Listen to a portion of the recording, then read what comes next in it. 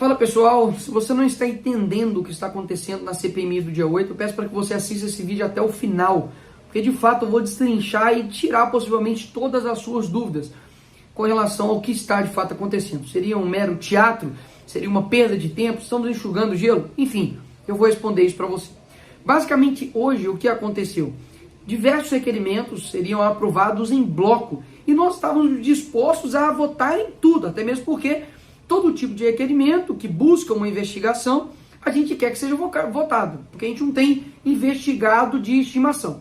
Mas a gente pediu para poder retirar o item 96, que dizia a respeito de investigar ali, ter uma quebra de sigilo ali no celular do Bolsonaro, de familiares e assessores, por conta da suposta fraude no cartão de vacinação. Ou seja, não há pertinência temática nisso. E, de acordo com o parágrafo 3º do artigo 53 ou 58 da Constituição, diz que não pode ter esse tipo, né? Deve ter a pertinência temática nesse requerimento. Então a gente fez um destaque, pediu isso, mas foi indeferido. E o que a esquerda fez? Ela simplesmente pediu para que votasse em 3 blocos. Então o que eles fizeram? Votaram primeiro vários requerimentos deles, contendo alguns nós, depois vários requerimentos deles contendo alguns nós, e no terceiro bloco todos os requerimentos que eles queriam descartar. Então, se a gente votasse o contrário, nós estaríamos votando contra os nossos próprios requerimentos. E o último requerimento, o que aconteceu? Obviamente, por eles terem maioria, foi vencido e eles tiveram ali a maioria dos votos e derrubaram todos os nossos requerimentos. Então, você pode se perguntar, mas Nicolas, então o que acontece? A CPMI não vale de nada? Basicamente, a CPMI ela é um instrumento da minoria, ou seja, a minoria tem poder, por exemplo, de pautar requerimentos, de fazer oitivas. Mas isso só é eficaz em uma democracia. Ela é um instrumento democrático, mas só funciona numa democracia. Hoje no Brasil nós não estamos vivendo em uma, porque de fato é um teatro, onde deputados e senadores que nem assinaram a CPMI do dia 8, agora sequestraram a CPMI para poder fazer o que eles querem.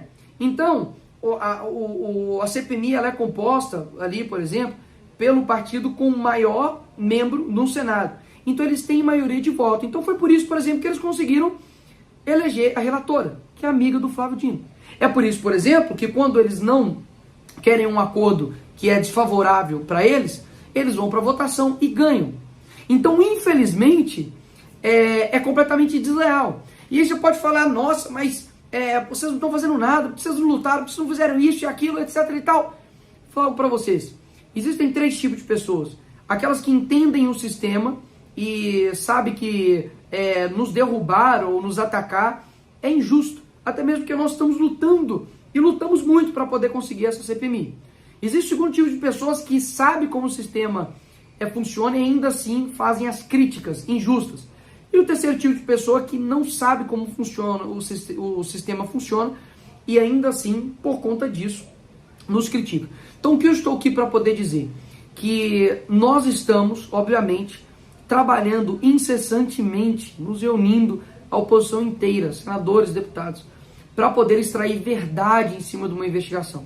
Mas assim como aqui mesmo dentro do Congresso, as pessoas falam, por que isso não é aprovado, por que isso não passa, ou senão por que isso foi derrubado, falta de articulação de direita. Deixa eu dizer para vocês, é claro que nós não somos perfeitos, mas enquanto você não compreender que nós precisamos de ter um presidente da Câmara ou um presidente do Senado para poder ter de fato um poder aqui em Brasília, você vai ficar completamente frustrado pro resto da sua vida. Porque algo que eu posso confessar aqui para você. Eu sei que você está indignado, eu sei que você está revoltado. Existem pessoas presas agora na colmeia. Talvez você está vendo isso agora e você tem um parente, tem um familiar, tem um amigo, você está desesperado, pedindo para que alguém lute por isso. Pode ter certeza que eu não sou um cargo, tá? Eu continuo sendo Nicolas, indignado com a política, e por isso mesmo que eu entrei aqui para poder mudar isso. Só que o sistema é completamente programado, planejado para que a pessoa honesta, para que as coisas boas não andem aqui no nosso país. Então, não virem um canhão para quem realmente está lutando, para que a verdade chegue até as pessoas. E hoje, por exemplo, Olha só que interessante, alguns itens que foram rejeitados pela CPMI. Eu, por exemplo, fui autor de um que pedia acesso à íntegra das imagens das câmeras internas e externas do dia 8 do Ministério da Justiça e Segurança Pública, que a gente quer saber que momento exato o Dino entrou e saiu. E todos nesse sentido foram rejeitados. A convocação do Gonçalves Dias também, ministro do Estado, do chefe do GSI, do Lula, autor, deputado Eduardo Bolsonaro, todos nesse sentido também foram rejeitados. Convocação do diretor adjunto da BIM, também foi rejeitado, todos nesse sentido. Convocação do Flávio Dino, todos também foram rejeitados nesse sentido. Convocação, requerer um pedido aqui de informação para os planos de segurança da viagem do senhor presidente Lula a Araraquara, para poder saber como que foi a informação de segurança, porque antes do presidente ir, tem todo um trâmite, um planejamento de segurança. Então vamos ver, será que foi de supetão? Será que já foi planejado? Vamos esclarecer isso, mas todos também foram rejeitados. Com relação aqui ao requerimento aqui da Damares, que basicamente, olha que absurdo isso, requeria a Polícia Federal para o nome e endereço do contato servidor da Polícia Federal que coordenou no terreno a operação de prisão de manifestantes perto ali do quartel-general do Exército. E também a cópia integral aqui dos documentos do Ministério dos Direitos Humanos, dos ofícios elaborados, encaminhados no sentido de garantir o direito de crianças, adolescentes, idosos, pessoas com deficiência que foram detidos no dia 8. Então, basicamente, são temas que foram pertinentes à investigação da CPMI, mas não entraram. E você tem aqui um requerimento que foi aprovado do senador Rogério Carvalho, que é para poder... Gente, olha isso aqui. Que é pedindo para o diretor-geral da Polícia Federal para que sejam compartilhados de forma digital dados extraídos dos celulares do ex-presidente Jair Bolsonaro obtidos pela Polícia Federal nas operações em curso com relação à fraude, né, do cartão de vacinação. Aí eu te pergunto, o que isso tem a ver, né, com a temática da CPMI? E também o requerimento 97, que é a quebra aí de sigilo do CID.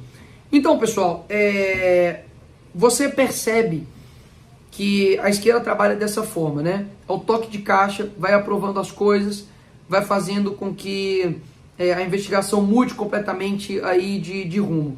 Então, o que eu vim passar aqui para vocês? Que a minha esperança, de fato, é de que assim como na CPI dos Correios, lá em 2013, onde depois de vários depoimentos, de várias deslizadas, a verdade foi mostrada. E a pressão popular foi tão grande que fez com que os deputados que anteriormente votavam contrários começassem a votar a favor. E isso desencadeou diversas condenações de políticos corruptos. Então essa é a minha primeira esperança. E eles vão deslizar. Nós vamos ter convocações, a gente vai ter acariações, que chama-se dois ao mesmo tempo. Pode chamar aí, por exemplo, Gonçalves, o G. Dias, e chama, por exemplo, Dino. A gente vai ter isso na CPMI. A gente, inclusive, pode pedir esses mesmos requerimentos para a próxima reunião. Ou seja, não vou desistir. Obviamente, a gente perde batalhas durante uma guerra. Mas eu creio, eu espero, de que eles irão deslizar. A verdade vai ser mostrada. Sabe, eu sei que a gente vai insistir para poder ter, por exemplo, as imagens ali do Congresso Nacional, do Planalto, do STF, enfim, dos locais ali que foram invadidos. Então, esse é o resumo do que está acontecendo. Eu tenho esclarecido para várias pessoas o nosso trabalho aqui, tanto senadores quanto deputados.